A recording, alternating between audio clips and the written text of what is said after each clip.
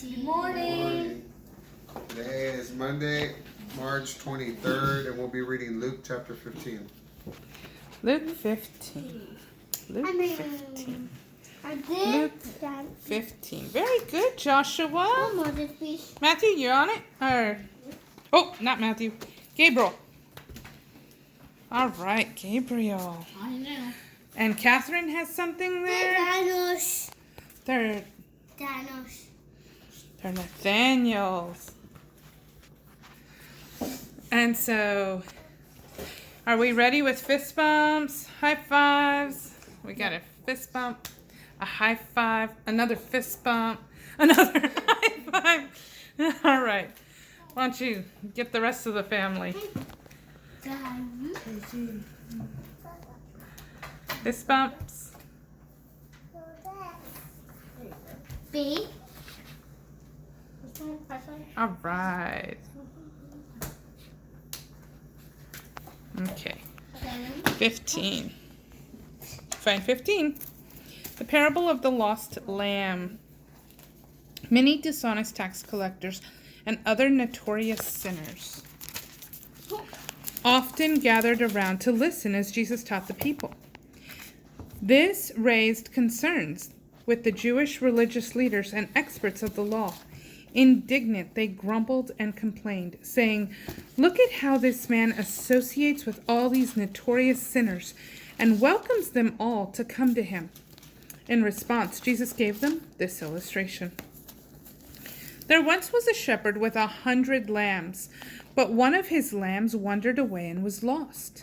So the shepherd left the 99 lambs out in the open field and searched in the wilderness for that one lost lamb. He didn't stop until he finally found it.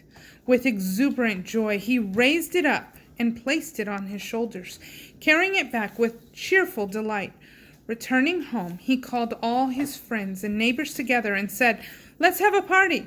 Come and celebrate with me to the return of my lost lamb.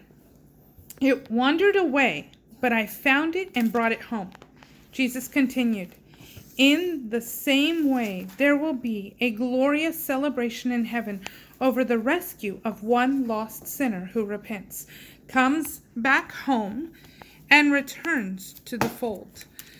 More so than for all the righteous people who never strayed away." The parable of the lost coin. Jesus gave them another parable. There once was a woman who had 10 valuable silver coins.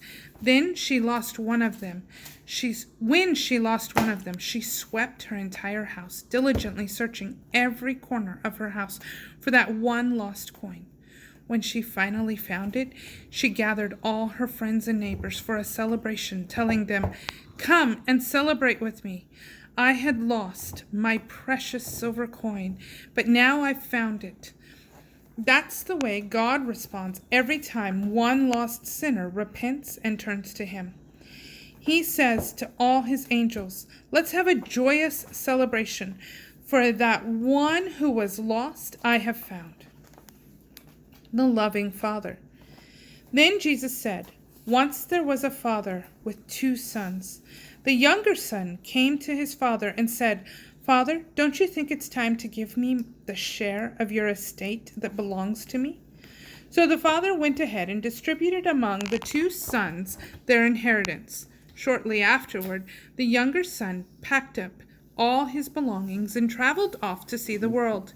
He journeyed to a far-off land where he soon wasted all he was given in a binge of extravagant and reckless living. With everything spent and nothing left, he grew hungry, for there was a severe famine in that land. So he begged a farmer in that country to hire him. The farmer hired him and sent him out to feed the pigs. The son was so famished he was willing to even eat the slop given to the pigs, because no one would feed him a thing.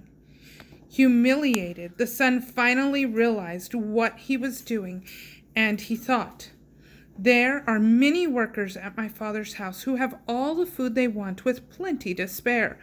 They lack nothing. Why am I here dying of hunger, feeding these pigs and eating their slop?" I want to go back home to my father's house, and I'll say to him, 'Father, I was wrong. I have sinned against you.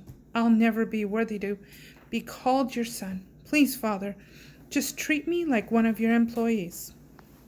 So the young man set off for home.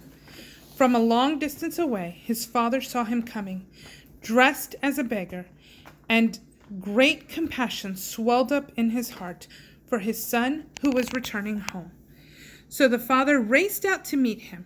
He swept him up in his arms, hugged him dearly, and kissed him over and over with tender love. Then the son said, 'Father, I was wrong. I have sinned against you. I could never deserve to be called your son. Just let me be—' The father interrupted and said, 'Son, you're home now.' Turning to his servants, the father said, 'Quick, bring me the best robe, my very own robe, and I will place it on his shoulders. Bring the ring, the seal of sonship, and I will put it on his finger. And bring out the best shoes you can find for my son. Let's prepare a great feast and celebrate. For this beloved son of mine was once dead, but now he's alive again. Once he was lost, but now he is found.' And everyone celebrated with overflowing joy. Now the older son was out working in the field with his brother when his brother returned. And as he approached the house, he heard the music of celebration and dancing. So he called over one of the servants and asked, 'What's going on?' The servant replied, 'It's your younger brother. He's returned home, and your father is throwing a party to celebrate his homecoming.' The older son became angry and refused to go in and celebrate. So his father came out and pleaded with him, 'Come and enjoy the feast with us.' The son said, 'Father, listen. How many years have I been working like a slave for you, performing every duty you've asked as a faithful son? And I've never once disobeyed you. But you've never thrown a party for me because of my faithfulness. Never once have you even given me a goat that I could feast on and celebrate with my friends like he's doing now. But look at this son of yours. He comes back after wasting your wealth on prostitutes and reckless living, and here you are throwing a great feast to celebrate for him.' The father said, 'My son, you are always with me by my side. Everything I have is yours to enjoy. It's only right to celebrate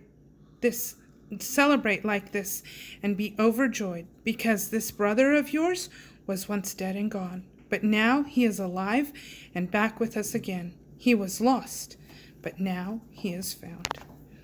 And that is Luke 15. Bye. Have a great day.